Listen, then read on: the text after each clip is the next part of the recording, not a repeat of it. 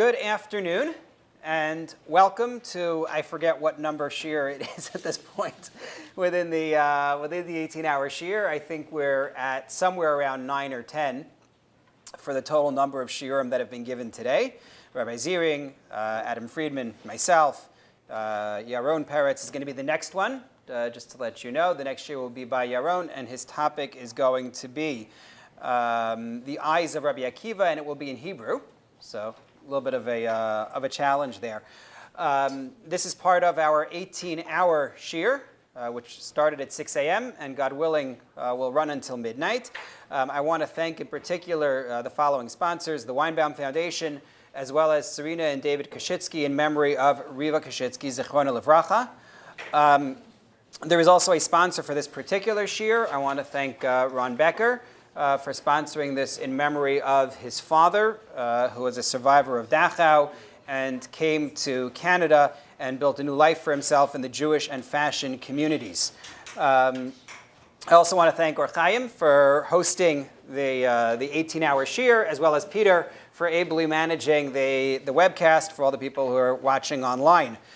Finally, before we get started, this is, in addition to being a learning program, it's also an opportunity to raise funds to support our university programming. We have daily learning opportunities for university students here for the males, at Ulpanat Arot for the females. And if anybody wants to and is able to, there are donation cards at the entrance to the building, and people online can give at torontotorah.com/18, the word 18, but I guess if you're watching online, you know that, because you know where we are. Okay. So the topic for this shiur is the rise and fall of Shabbtai Tzvi. Again, I want to give you a quote here in source number 1. This is from the memoirs of Glockel of Hameln, written in the 17th century. And she writes the following: "Our joy when the letters arrived is not to be told." These are the letters about Shabbtai Tzvi, revealing that the Messiah has arrived. "Most of them were addressed to the Sephardim, who, as fast as they came, took them to their synagogue and read them aloud.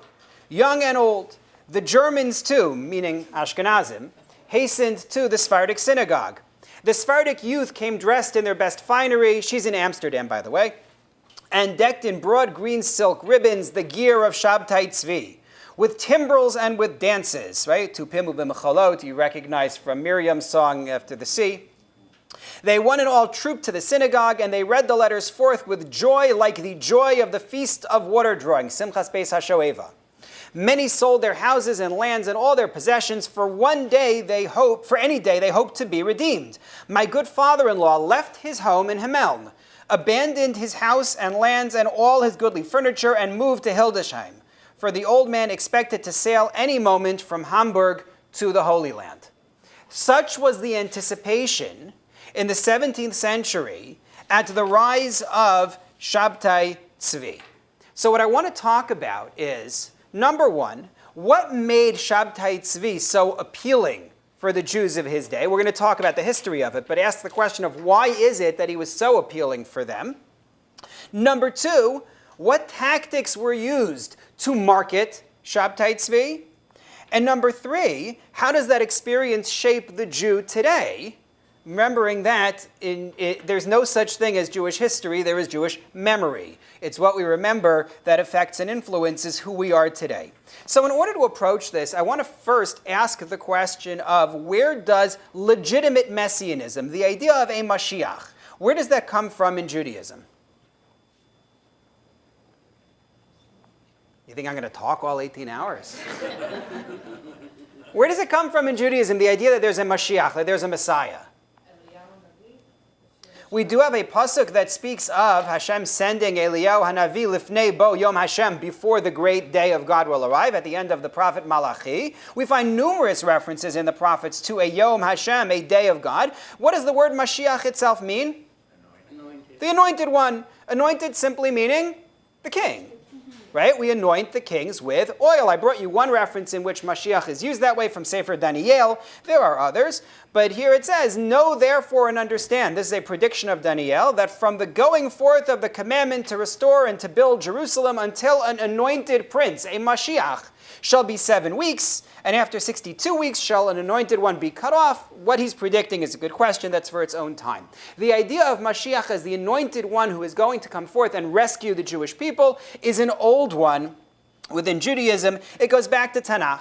It actually goes back to Chumash, right? The prediction that Bil'am makes, when Bil'am talks about somebody coming from Shiloh, the Ad ki yavo Shiloh v'lo yikhat amim, is itself a prediction of a messianic time. The Rambam says that if you look in Parshas Nitzavim, the description of the Jews returning to Hashem after they sinned, that's a prediction of Mashiach. There are hints at Tchiyat HaMeitim, the resurrection of the dead as well. What is supposed to happen during that time? During the time of Mashiach, what's supposed to take place? Building of a temple, building of a Beit HaMikdash, good. Tchiyat HaMeitim, the resurrection of the dead. That's actually potentially a different time frame, though. Potentially after the time of Mashiach, the resurrection of the dead, as predicted in Daniel. Human righteousness, repentance. If you take a look on your sheet at number 4, number 3 I skipped. That's actually the one from Bilam. I forgot I had it on the sheet. But number 4, and you will return to Hashem your God, and you will listen to his voice according to all that I command you today, you and your children with all your heart and soul.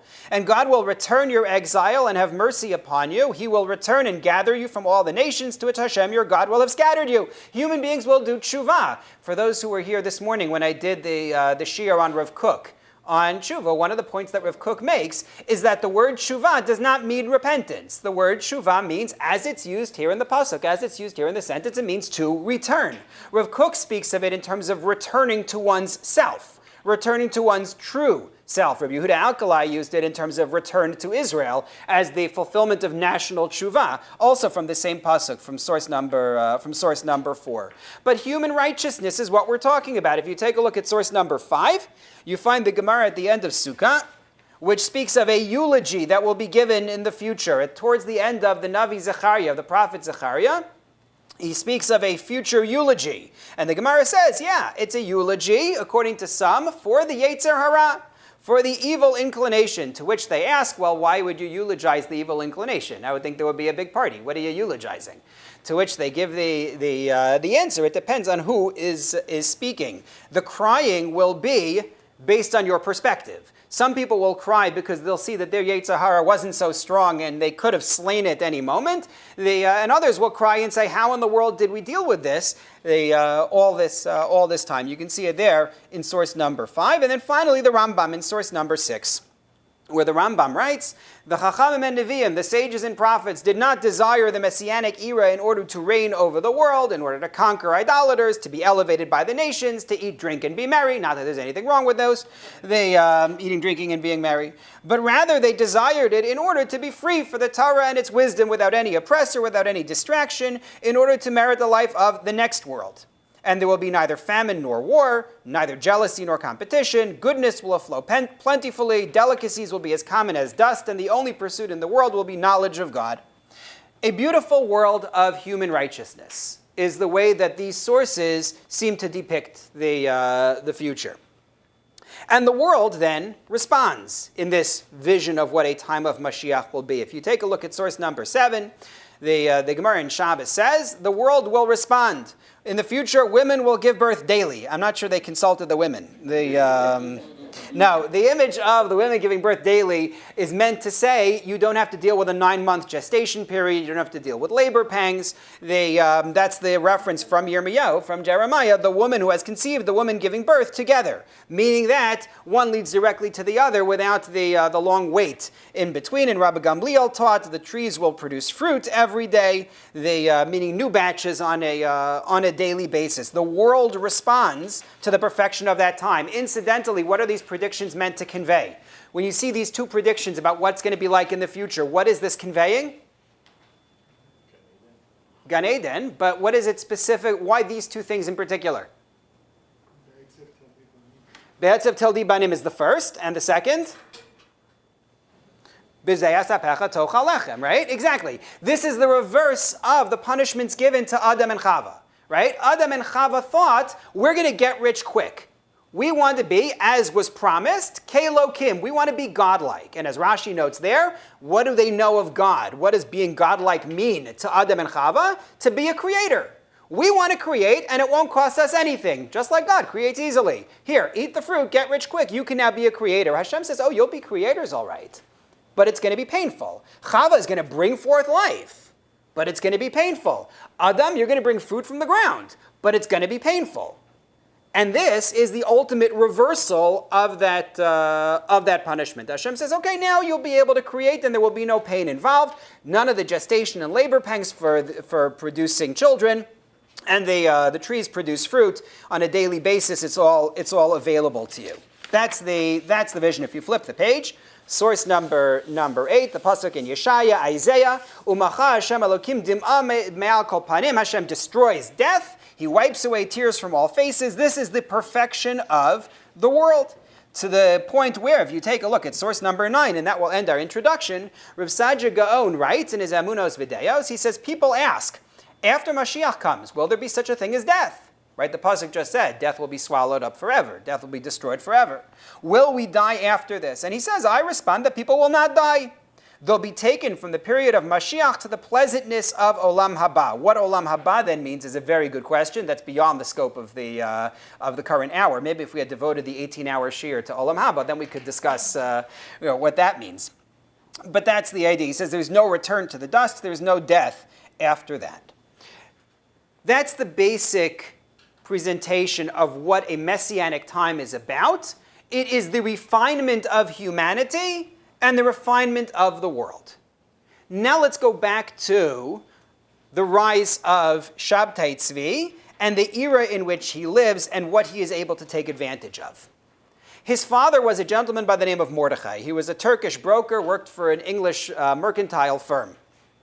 Shabbtai himself grows up with what may be considered a standard Jewish education, but it included some things that maybe would not be considered so standard, specifically Kabbalah from the school of the Ari, the Ari having been active in Tzfat a century earlier. So he is trained in Kabbalah. He becomes an ascetic. He decides he's going to separate himself from the pleasures of this world. He actually gets married very young. He marries once, separates from his wife, marries a second time, shuns her as well, and decides he's going to be an ascetic. He is somebody who is physically very attractive. He was tall, he was handsome, we're told he had a good voice, he was a poet. And in 1648, he declares God's name in public, as in the Tetragrammaton, the 4-letter name of Hashem, and he says, my declaration of the name of God is a sign that the exile is now ending. Why does he say declaring the 4-letter name of God is a sign that the exile is now ending? What is he referring to? The end of Parshas Beshalach. Ki yad al keis ka. The hand is on the throne of Ka. Ka Yud Hey is a name of God. So we're told the wording in that sentence, the yad al keis ka, the hand is on the chair on the throne of God. How should the word throne be written in Hebrew? With an aleph at the end. Kisei, kaf samach aleph. It is incomplete. And ka, yud, and hey is an incomplete name of God. It should be yud, hey, and then vav and hey. That would be the complete name of God. And so the Medrash says Hashem's throne is incomplete until Amalek, the enemy of the Jews, is destroyed. His throne is incomplete and his name is incomplete. And Shabbtai Tzvi declares, I am now completing the name of God. Mashiach is here, Mashiach has arrived, and we are redeemed. Well, for his efforts, he gets excommunicated. No one wants to have anything to do with him. The Beis Din publicly says, we have nothing to do with the charlatan. And I would think, that would be the end of it. Keep in mind, we have had many false messiahs. People aren't aware, because you're sort of aware of, if you could call it that, the success stories. But we're not so aware. There have been false messiahs down through the ages, going back to the period of the second Beis Hamikdash, the second temple, all the way through to modern times. People who arose and declared themselves to be Mashiach. So he should have been like any of the others. But he had the advantage of his father, who had worked for this British mercantile firm. What that means is he has wealth. And so he's not dependent on the community for his livelihood. He's not dependent on a particular business that he's trying to find customers for. He's independently wealthy. And so what happens is he begins to wander at that stage. But he also has another advantage in the associates he meets. He meets a fellow by the name of Avraham Yachini. Avraham Yachini is in Constantinople. And Yachini produces a scroll in which he predicts the birth. He says this scroll is an ancient scroll, predicting the birth of Shabbtai Tzvi and that he would come along and become Mashiach, become Messiah. So Shabbtai Tzvi, who already has delusions of this anyway, based on the mysticism he has read and his own belief in himself, says, "Oh, I guess it's confirmed." And he's. So who did the Mashiach? Who was the one who anointed him? It sounds, well, maybe Yachini at this point. I don't know of any actual oil used in the anointing. Rabbi, Yes. the whole background of the Maliki uprising. Oh, we're getting there. Oh, you're getting there. We are getting there. I think that is the background for the whole movement of his. Absolutely. We're getting there. Don't worry. All in good time, yes. Where is this taking place in Turkey, like Istanbul? So Amsterdam is a popular center for it, but Turkey is the initial. Yes. He's in Turkey, yeah. Constantinople as it's called. So Shabbtai Tzvi, encouraged by this fellow Yachini, decides he's going to make a public demonstration of his status as Mashiach. He is going to marry again. But this time, he marries a Sefer Torah. He holds a public wedding for his marriage to a Sefer Torah. Well, that earns him banishment by the rabbis of Constantinople, who really, don't see any need for this sort of thing. So he wanders to Cairo. And in Cairo, he meets a fellow named Raphael Chalebi, who is a wealthy man. Wealthy man there, and he gets support from this fellow Chalebi, and then he wanders off to Yerushalayim. In Yerushalayim, he makes another friend, a fellow by the name of Samuel Primo, and Samuel Primo is a writer. He's a scribe, but he likes to write. And he sends out letters from Yerushalayim in the name of, and this is the way he signs the letters, I, the Lord your God, Shabbtai Tzvi. So he got an upgrade.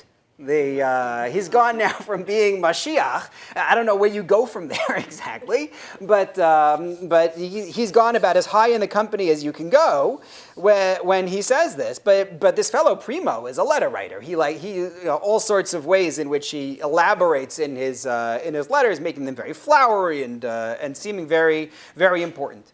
He also acquires a student by the name of Natan Hagaziti, Nathan of Azza. And Natan of Azza is himself a mystic. Natan's father had moved from Germany to Yerushalayim, to Jerusalem, and his role was to go to communities, from community to community, to plead for support for the Jews who were living in Jerusalem in that time, in the middle of the 17th century. So while Natan's father is wandering from place to place, Natan studies Kabbalah as his father is traveling. Natan is a poor speaker, but he's a great writer. And he marries somebody who is of great wealth, and he meets Shabbtai Tzvi, and he becomes an adherent of Shabbtai Tzvi. Well, you have a problem now, because Natan also wants to be somebody. It isn't enough that you, it isn't enough to be, well, not it isn't enough to be, it isn't enough to be the acolyte of Shabbtai Tzvi. You need a role. So Natan claims that I will be, guess. Eliyahu Hanavi. Right? Look, Mashiach is taken, God is taken. So what's left? So I'll be a student of Eliyahu Hanavi, and that's the role that Natan claims for himself. On Shavuos in the year 1665, he claims that Shabbtai Tzvi is going to be revealed as Mashiach in a year and a bit. Now, he has already made the claim that he's Mashiach, as well as Hashem. But he is going to establish his dominion over the earth. He is going to conquer the Sultan without an army. He is going to find the daughter of Moses, of Moshe Rabbeinu, by the river Sambatyon. Right? Why is the river Sambatyon important? What is the river Sambatyon? Doesn't rest except on Shabbos. But what's the significance of the river Sambatyon for this? 10 tribes, right. The idea is that the 10 lost tribes who the Assyrians had exiled from the north, they're now on the other side of the Sambatyon, as the story goes, and he declares that he is going to go there. He's going to go to the Sambatyon, and he's going to lead the 10 tribes back to Israel riding a lion with a 7-headed dragon in its jaws. That's the vision that he offers. But we're not done in terms of the cast of characters. We have Avram Yechini, we have Rafael Chalebi, who we have to come back to, I think. We have Samuel Primo, we have Natan of Aza, and now we also have Mashiach's spouse. Mashiach's spouse, not the Sefer Torah. This is going to be a different, I guess he's polygamous. This is going to be a different spouse. There was a woman who, at the age of 6, had been saved from the Khmelnytsky massacres in 1648, 1649. She's only 6 years old at that time. And she was saved by a group of Christian nuns. She remained loyal to Judaism. She's found by Jews in a cemetery at the age of 16. What is she doing in a cemetery? She claims that her dead father had appeared to her in the convent where she was being raised and had flown her to the cemetery. The Jews smuggle her to Amsterdam, where she claims that she is going to be the wife of the Messiah. Shabbtai hears about this, and he sends for her, and he has a wedding in Cairo, in Chalebi's house. If you work out the math, and I'm not sure exactly how old she was at this point, but it's sometime after she's already 16. So you're talking about somewhere around 1660 or so that he does this. Well, she's apparently also an attractive woman, and also attracts people to come along and join Shabbtai Tzvi's bandwagon. Each person who he affiliates with and gives them a position of some kind becomes a force multiplier for him, attracting people to join the club. And that's what brings me back to this fellow Rafael Chalebi. He's from Aleppo. Every time I think Aleppo now, I think of Gary Johnson. For those who don't know, be happy. Oh, yeah. Seriously. But anyway, he's from Aleppo. He had been the Egyptian mint master since the year 1656, so he's a wealthy man. He had studied under Shmuel Vital, the son of Rav Chaim Vital, if you remember the way this works. So Chaim Vital is the chief student of the Ari. Rabbi Yitzchak Luria, recorder of much of his teachings, much of Lurianic Kabbalah, comes to us via Rav Chaim Vital. So he has a son who also is steeped in Kabbalah, and he teaches Chalebi. Chalebi himself becomes an ascetic. He says he wears sackcloth, he fasts. Even as he rides in the royal chariot and wears splendid robes, he himself decides he's going to be an ascetic. He supports 50 Torah scholars at his table, Kabbalists, and he is a major financial backer of Shabbtai Tzvi, who joins the circle and becomes a promoter of Shabbtai Tzvi. So you have Shabbtai Tzvi, who has declared himself to be Mashiach, starting already back in 1648. He's been circling around doing some very strange things, and we're going to see more strange things shortly. The reaction of the rabbis is basically one of rejection. We already saw him get kicked out of Constantinople. He's also rejected by the rabbis of Yerushalayim, leading Natan of Aza to declare that Aza is going to take over for Yerushalayim. Yerushalayim has lost its sacred place. Aza is now the center. When he travels to Smyrna, the rabbis who oppose him are actually driven out by the supporters of Shabbtai Tzvi. The elders in Amsterdam, the elders in Hamburg, actually go over to his side. They start supporting him. His fall comes in the following steps. When he goes to Smyrna and he starts to believe his followers and to really think this is going to happen, he then takes the next step. And the next step is to go to the Sultan. Right? He keeps talking about how he's going to conquer the Sultan, and that's going to show everybody that he is really Mashiach and so forth. So he really believes it. He's buying into this. And he goes to the Sultan and tries to explain to the Sultan the errors of his ways, at which point they force him to convert to Islam. They show him the error of his ways. That didn't stop the parade, though, right? If you've heard anything about Shabbtai Tzvi before, you may be familiar with this. What happens after he converts to Islam? What's the next step? A lot of people convert with him, the Dhimmi.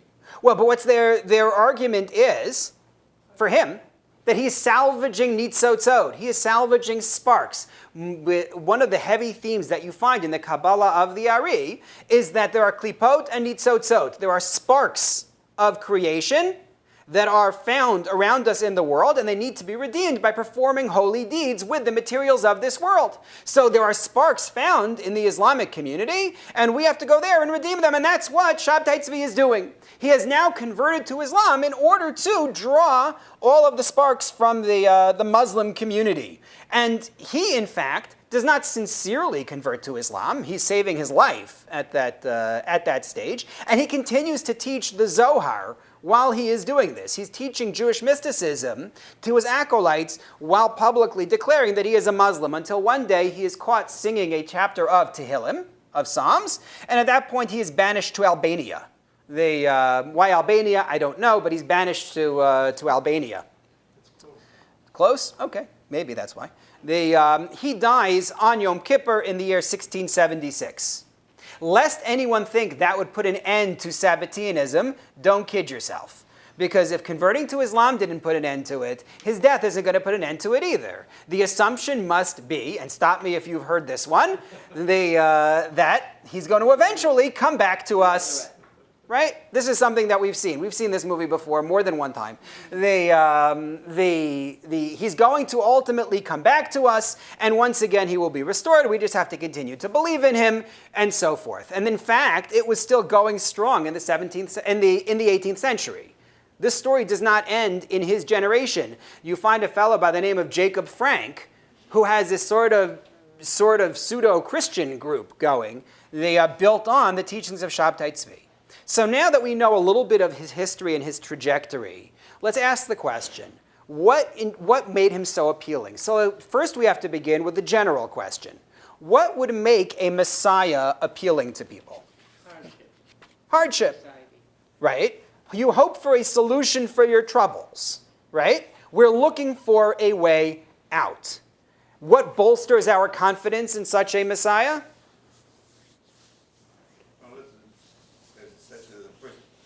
The war of Gog and Magog will happen, and then Messiah will come. And so we had the Maliki uprisings were like that is the war of Gog and Magog. Right. So again, we're going to come back to his particular case, but more broadly, what makes you confident that a Messiah is real? One is apparent fulfillment of biblical predictions. Taking Gog and Magog is a particular one. Sources, like textuals, like you could have Tanakh, maybe you can Right. figure out a way to make it support you or something. If the textual sources look like they lead to belief in this particular person, generally speaking, if he acts the way we expect a Messiah to behave, whatever that might be, what we think Mashiach should look like.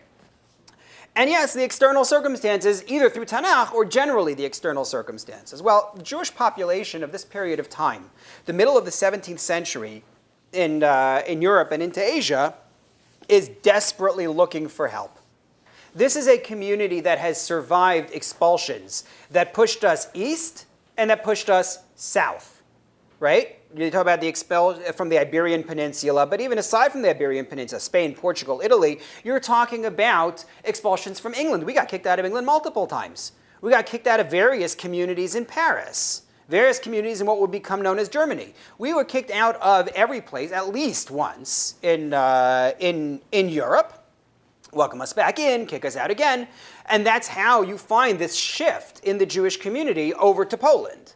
Right? Poland initially was very welcoming. That was a place to which Jews fled. The Ottoman Empire was very welcoming. The Sultan was more than glad to take the Jews who were leaving Spain, who were leaving Portugal. But we lived in such misery. When you read the writing of Don Isaac Abarbanel, he goes through the different numbers. We saw one quote from Daniel before, but the numbers that are in Daniel describing a number of weeks and a number of months, and this will happen and that will happen, and he decides, based on what's found in Daniel, that Mashiach is going to come in the year 1503. That's his decision. It's 1503. Remember, Abarbanel is among those kicked out of Spain in 1492. He could have stayed had he chosen to, but he went with everybody else. And he says 1503. And then 1503 comes and goes. And of course, Mashiach isn't there. And he says 1504. 1504 comes and goes. Mashiach not there. 1505. And finally he gives up and he says, maybe I'm not so good at math. There were reasons why each number made sense. I shouldn't be flippant about it. There was actually a logic to the numbers that he brought. And you can see in the Psukim where he got that from. But the point is, this is a Jewish community that has suffered terrible expulsion. And expulsion is a very cold word for something that is truly horrific. The uprooting of communities, the uprooting of families, they have no means of making a living wherever they're going. They lose their homes, they lose their wealth, they suffer from disease and starvation as they're trying to get where they're going. They lose their children very often along the way because they can't survive the journey.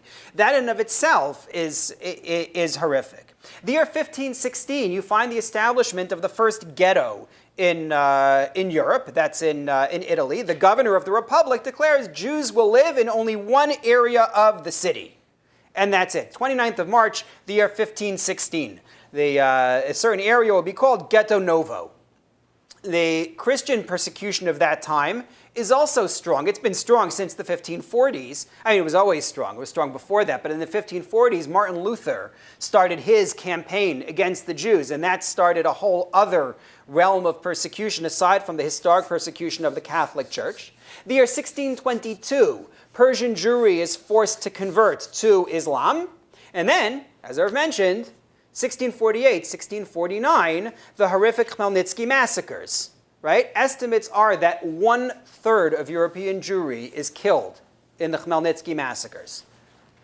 It's a horrifically high. I see you looking at me like, really? But that's what historians estimate. And it wasn't. I say it wasn't just the death, as though you could say such a sentence, but it was the brutality of the way that it was done. When you read the accounts, and I'm going to defer to the fact that I don't know everybody's condition here, and I won't quote the stories of what they did to people when they butchered them. But those were just unbelievable inhumanity.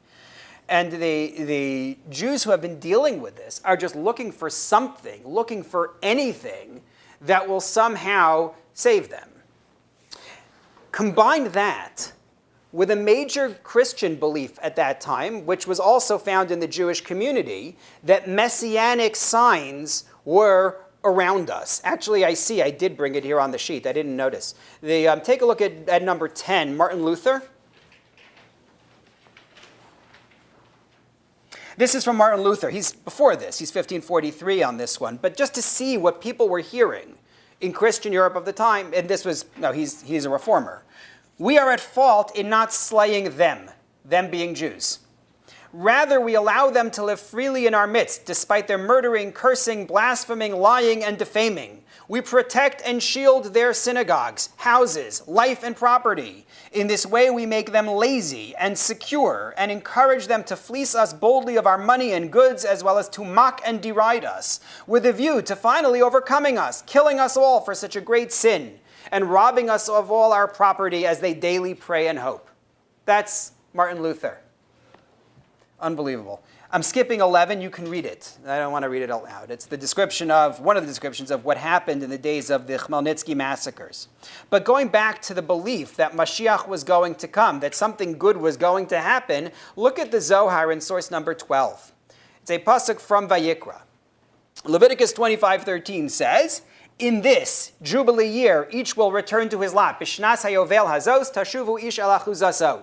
So in this Jubilee year, hazos. Remember that in Hebrew, we translate letters into numbers very often. So hazot, hey, zayin, aleph, taf, you could read that and say when hazot is complete, which is 5408. The hey is 5, meaning 5,000. The taf is 400. The aleph and the zayin together make 8. That's 08. 5408, the year 1648. Then each will return to his lot, to his soul, which is his lot and his portion. So here you have a prediction that come the year 1648, we get to go home. The year 1648, Shabbtai Tzvi is well aware of this Zohar passage, declares himself as Mashiach. Added to that, many Jews come to Amsterdam after the year 1581. In the year 1581, the United Provinces, the governing body in that area, guarantee religious peace after they declare independence from Spain. So the Jews feel at that point, we've come to a safe place. We've come to a place where we are able to thrive. Things are going to be good for us again. In the 1650s, Jews returned to England after their latest expulsion from England. And so in certain places, they feel like, things are looking up. Things can get better after all. We're safer in Holland now. We're safer in England. The Khmelnytsky territory off to the east in the Ukraine, that area, we don't want to go there. We don't want to go anywhere near there. But we have other places where we're going to be safe. And then add to that the year 1666, which has no significance whatsoever in Judaism, but it did to Christians. It was the combination of a millennium, the year 1000, plus the number 666, sign of the beast, and so on within Christianity. So they believed that the year 1666 was going to be an important year. And Jews grabbed onto this idea. So in addition to the fact that we're desperate for hope at that point, you also have this ferment of messianism that's developing, and Jews thinking, now it's finally going to be here. Zohar, general predictions, certain phenomenon that they witness, and you find the growth of mysticism. Because the Ari had really promulgated this new wave of mystical teaching in Tzfat 100 years earlier, it hadn't faded by the time of Shabbtai Tzvi. If anything, it had grown. And so there's this general tendency towards mysticism and an openness to somebody coming forth and declaring himself a leader. That's why one of the things that we'll talk about at the end is the backlash against this after Shabbtai Tzvi. There's a tremendous backlash against mysticism because people feel like that laid the groundwork for people accepting this mystic who's going to marry a Sefer Torah in public and do all sorts of other things, some of which we're going to talk about. There's also another phenomenon which has nothing to do with this. This is one of those perfect storm situations. And that was the weakening of the rabbinate in Amsterdam. And that's also important to understand. At the same time as Shabbtai Tzvi is coming forth, two other events happen in Amsterdam. One of them you're probably not familiar with. One of them you probably are familiar with. The one you may not be familiar with is the story of Uriel de Costa. He was born in 1585, died in the year 1640. He was a converso, meaning a Jew who, under pressure from the church, had claimed to be Christian. But then he claimed to return to Judaism, but to reject rabbinic Judaism. All those things that the rabbis have layered on. He leads a campaign against rabbinic Judaism centered in Amsterdam, and he rallies people against the rabbis. That's one. But what's the other thing that's going on in Amsterdam in the middle of the 17th century? Spinoza.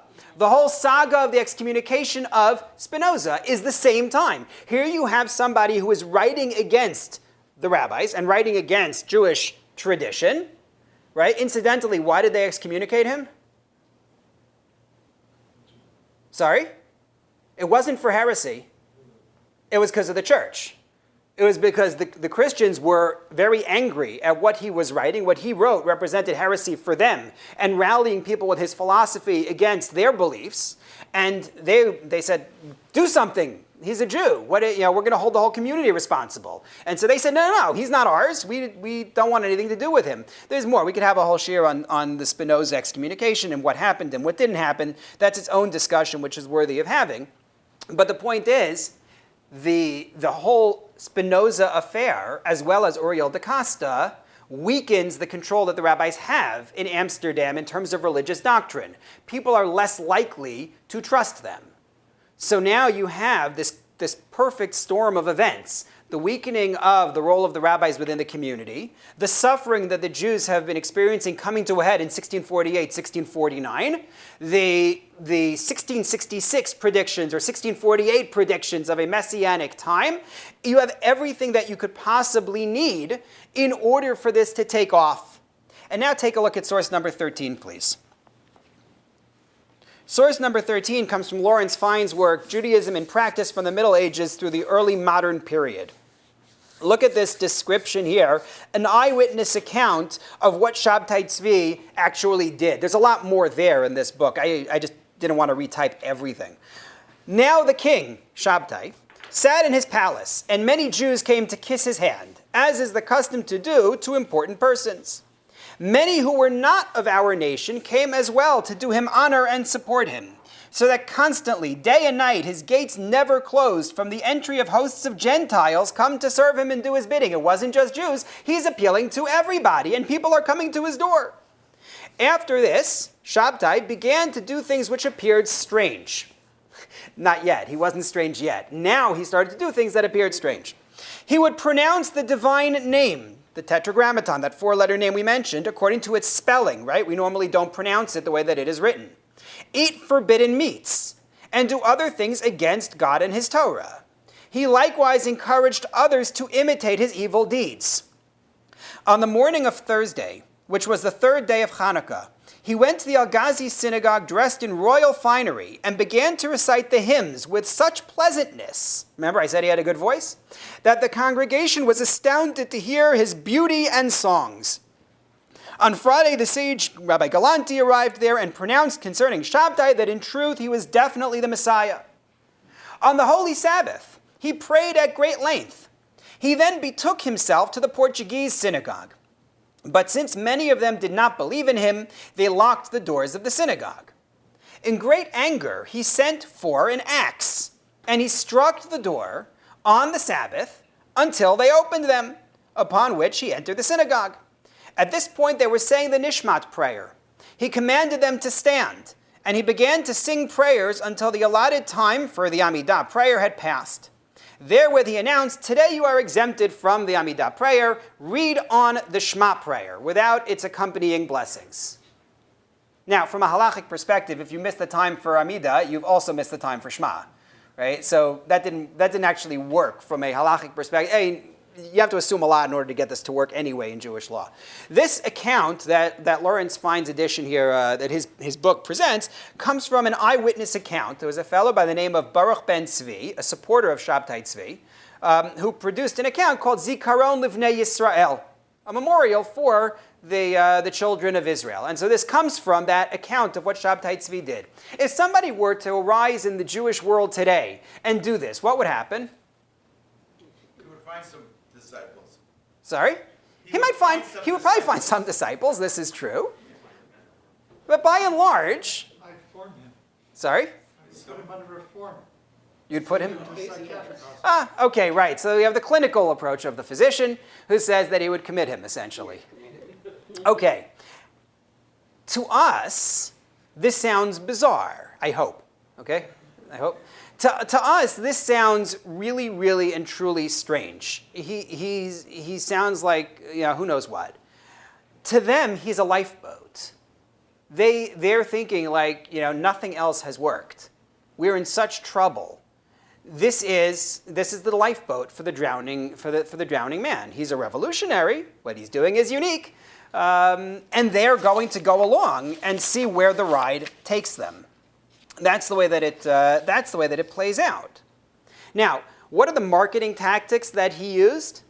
Well, generally speaking, what the people who want to be false messiahs do, well, they want to be false messiahs, they want to be messiahs. But what the people who want to be Mashiach, what they do is they avoid challenge and debate. And they do it in a particular way. What they do is they resort to a claim of higher mystical authority. It's not that everybody else is wrong and they're bad people for not accepting me. No, they just don't understand. They don't grasp. If I could just ask someone for a cup of water, please, that would be helpful. Thank you. Thanks. They say, people just don't realize because they're not on a high enough level to grasp our mysticism, what we understand. They tend to dismiss the opposition as benighted, and so I don't need to really argue the merits with them. That works particularly well when you're dealing with Kabbalah, as opposed to other areas of Torah. Normally, if somebody arises and says, I want to show you a new idea, a new explanation of Torah. Right? I'm going to teach some new idea. So that will be put to the test. It will essentially be peer-reviewed. Because they'll have to present the idea, the rabbis will debate it, they'll discuss it, it'll be accepted, it won't be accepted, tailored, argued, a source brought against it, and there's a debate that goes back and forth. But you can't do that with Kabbalah. What does the word Kabbalah mean? A received tradition. It is a Kabbalah, thank you so much. Kabbalah is a received tradition, meaning it's not up for debate and discussion. Thank you very much.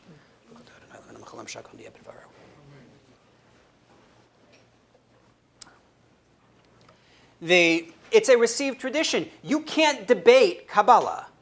When someone says, this is the tradition that I have received, and it says so in the Sefer Yetzirah, or it says so in the Zohar, or it says so in the Bahir, or whatever it is, you can't do anything to discount it by saying, well, that contradicts such and such, because it's not about logic.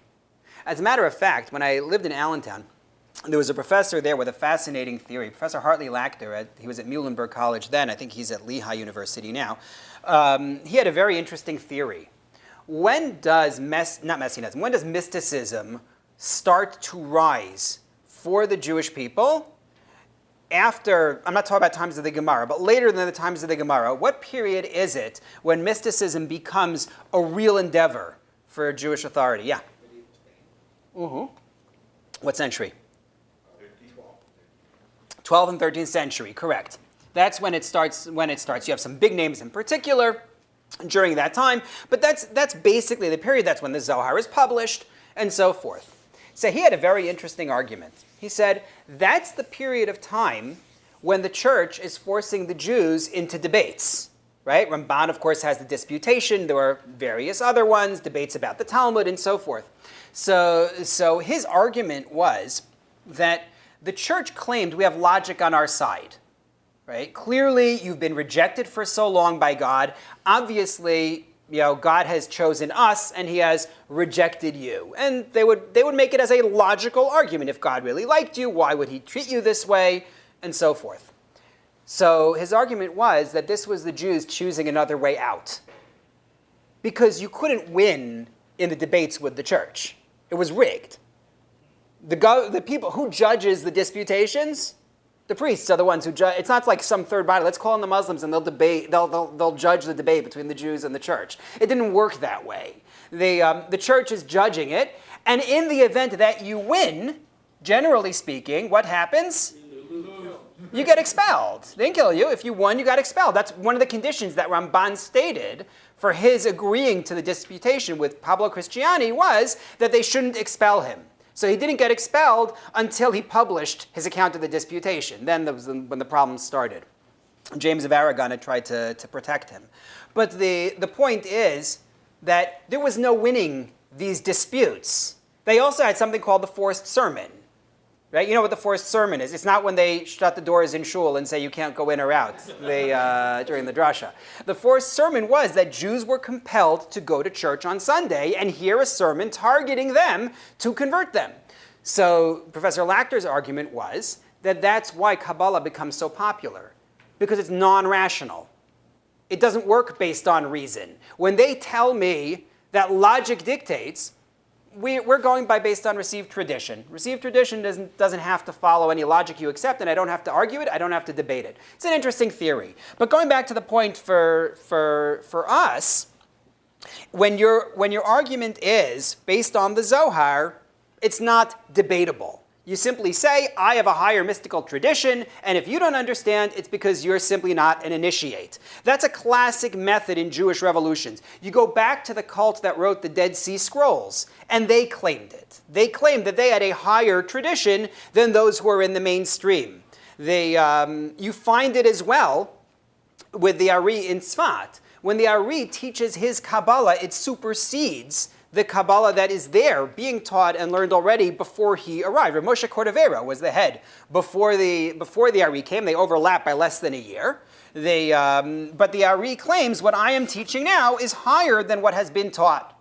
And it moves forward in history. The end of the 18th century. What's the big new movement in Judaism? Chasidus. What's the name of those who are not Hasidic? What does mitnagdim mean? The opponents, the opposers, the opponents. What better way is there to do this than to brand those who disagree with you as the opposition? They're the mainstream. They were Jews until the Hasidim showed up. If you were Jewish, you were a mitnaged. That makes no sense. You couldn't have been a mitnaged. There was no one to be mitnaged to. But they succeeded. It's brilliant branding.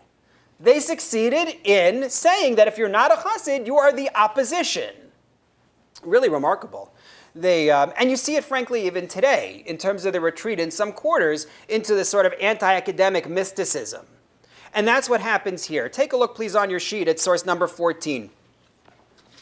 From Gershom Sholom's work on Shabbtai Tzvi, the mystical Messiah. This was the apology given in Zikaron Livnei Yisrael, that same book. But I didn't find an easily accessible translation other than here. And I wasn't retyping. So he writes the following. He, Shabbtai Tzvi, this is the explanation for his conversion to Islam. He had to act thus because of the sins of Israel. His fate was similar to that of Esther, who had to eat forbidden food in King Ahasuerus' palace. The pious Mordechai realized that, quote, it was not without cause that Esther had been taken to an unclean place, and indeed deliverance came through her. The same will be the case with this one. Our enemies shall see it and be put to shame. The reason for all this cannot be revealed, let alone committed to writing, except to expert Kabbalists, but soon everything will become manifest. Textbook case of appeal to mysticism as a means of justification. First of all, he quotes Esther, right? Because we know the story with Esther and the question of what she ate while she was in the palace, right? The Gemara in Megillah talks about this when it says, "Vayishaneha ve'esnaroseha letov beis hanashim." He altered that which was hers, right? For the good. So the Gemara has a machlokes, has a debate about what it was that she ate. One view in the Gemara is that she ate what? Seeds. Zeronim, seeds, right? Shades of Daniel, where we know that that's what Daniel orders. He refuses to eat the food from the king's table. Seeds. So Esther also, there are a lot of parallels between Esther, Daniel, and Yosef. That's a topic for another shiur.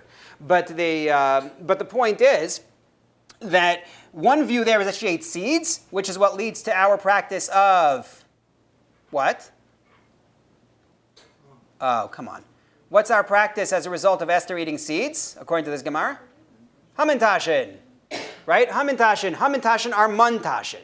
They're not Haman's ears. They're not his three-cornered hat. They mun pockets, mun being poppy seeds, even though I prefer the prune jelly ones. Nonetheless, the chocolate for some, fine. That's one view in the Gemara, is that it's poppy seeds. What's the other view in the Gemara? Kadli de chazire, which is explained by some to mean pork rinds. That's what she was given. She's given treif. And that's what he grabs onto here. He says Esther goes to the palace and she has to eat non-kosher food. That's what I am like. That's what Shabbtai Tzvi is like. That's why I have to be off in the Islamic world pretending to be a Muslim and so forth. And as for those who don't understand, it's because they're not expert Kabbalists. That's why they are not privy to the mysteries of God. And there's more to the passage. I didn't bring you the complete passage, but he actually says, "These are God's mysteries. I may not explain them," which is drawing on a Gemara in Brachos regarding Kavshei Derachmana, the secrets of God, in which the Gemara says it's not for you to know and to delve into the secrets of God. So that what you see here, in terms of the overall arc, so we can make sure to capture this picture. Messianism as a whole, the idea of a Mashiach as a whole, is a very legitimate and sound one within Judaism. The idea that human beings will actually grow towards Hashem, Jews and the rest of the world. The idea that the world will comply and become an easier place. That's this vision of a time of Mashiach. Shabbtai Tzvi takes advantage of that messianism. He works with his allies, Avraham Yachini who claimed to have a scroll predicting his rise. Samuel Primo, the personal secretary who writes the letters on his behalf. Nathan of Azza, who spreads these pseudo-mystical teachings in his name. The Messiah's spouse, Raphael Halebi, the one who finances the movement. And the rabbis react, but fundamentally are split themselves and are often unsuccessful until he converts to Islam and the Sultan does what the Jews have been unable to do. But what makes him so appealing is the fact that the Jewish people of the time are desperate for hope with all the suffering of the past centuries, and especially the Khmelnytsky massacres. They have this belief that now is the time. Things are coming together. There is a general growth of mysticism supporting this, and there's the weakening of the rabbinate in that key center of Amsterdam. And so they all flock to him, and they accept his statement, right? We read the first source from the memoirs of Glocko. Like, my father-in-law sold everything, and he was ready any day to make the trip. That was the extent to which they accepted it when he said, my mysticism is special, what I am teaching is over and above. And this became a very, very important influence beyond Sabbateanism in the following generations. Because what happens at the end of the 18th century, we talked about Hasidim and Mitnagdim, right? One of the elements that occurs at that stage is the reaction to the Hasidim who are drawing on Kabbalah, who are drawing on mysticism. Now, the Mitnagdim were mystics also. The Gra is a mystic. Make no mistake about it. Rav Chaim Volozhin writes Nefesh HaChaim. That's a mystical work. It's there among those who are not Hasidic as well. But the Hasidim were heavily suspect for their teachings because of fear that this was going to be Sabbateanism redux, the centering around the tzaddik, the idea that you have a righteous person whose soul is different and who is capable of performing wonders and so forth, just brings up echoes in people's minds, and it causes great animosity against the Hasidim because of fear of where it could lead. And I think that's something that we have to be cognizant of in our own day, in terms of what we look for and what we put our hope in times when Jewish communities are looking for hope, and it seems like we always are. Where do we put our stock, and how well-founded are the things that we put our hope into? This is something that we, as communities, perpetually need to analyze. There is much more to say, but it is going to be time for Yaron Peretz to give the next shiur. His topic is... Don't get up just yet. His topic is the eyes of Rabbi Akiva. It will be Shiur B'Ivrit. It will be in Hebrew. And once again, I want to thank everybody very much for coming. And I hope you will also continue to participate today, live in person or online. Thank you very much.